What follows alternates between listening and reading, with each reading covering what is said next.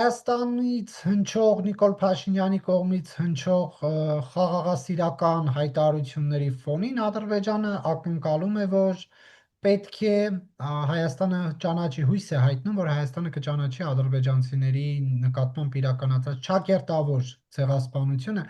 Արդյոք այստեղ մենք հակասություն չենք տեսնում։ Նիկոլ Փաշինյանն ամեն ինչ անում է, ասում է սա կոնֆլիկտացին է, սրա մասին չխոսենք, այն մեզ պատերազմ հրահրող սադրանք է, դեմ առնենք եւ այլն, մենք դրանի պատասխան Ադրբեջանի կողմից նոր պահանջներ ենք տեսնում։ Սա ինչպես կմեկնաբանեք։ Տեսեք, առաջին պետք է ասել, որ իրանք այնպես չէ, որ նոր են սկսել այդ թեման օգտագործել, դա ուրեմն առաջի հանրապետության ժամանակ հայ-ադրբեջանական հակամարտության մասին է եւ իրան դրանք կարող են անվանել այդ բառապաշարը, որը դուք իմացիք, նույնիսկ չեմ ուզում կրկնեմ։ Իրանք նույնը ասում են հետո արդեն փաստացի, գիտեք, Ղարաբաղի տարածքում տեղի ունեցածի առումով նաև նույն բառապաշարն են օգտագործում։ Ավելին ձեզ ասեմ, Իգդիրում Թուրքիայի տարածքում նաև հուշահամալիր կա, որը նույն տրամաբանությունը ունի եւ փորձում են հայերին մեղադրել թուրքերի ցեղասպանության մեջ։ Գիտեք, սա նորություն չի։ Վաղուց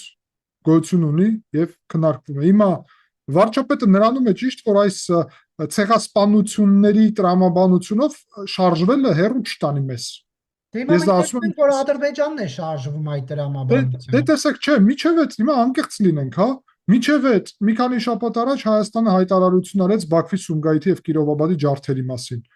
Ադրբեջանի արտաքին գործերը պատասխանեց։ Հիմա Ադրբեջանը հայտարարություն արեց, պատասխանում է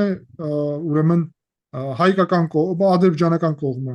Կներեք, հայկական կողմը այս դեպքում պատասխանեց։ Հիմա ապրիլի 24-ը գալի հայկական կողմը հայտարարություն կանի, գուցե Թուրքիան դրան պատասխանի։ Այսինքն մենք այդ իրավիճակից դուրս գալու կարճ ճանապարհ չունենք։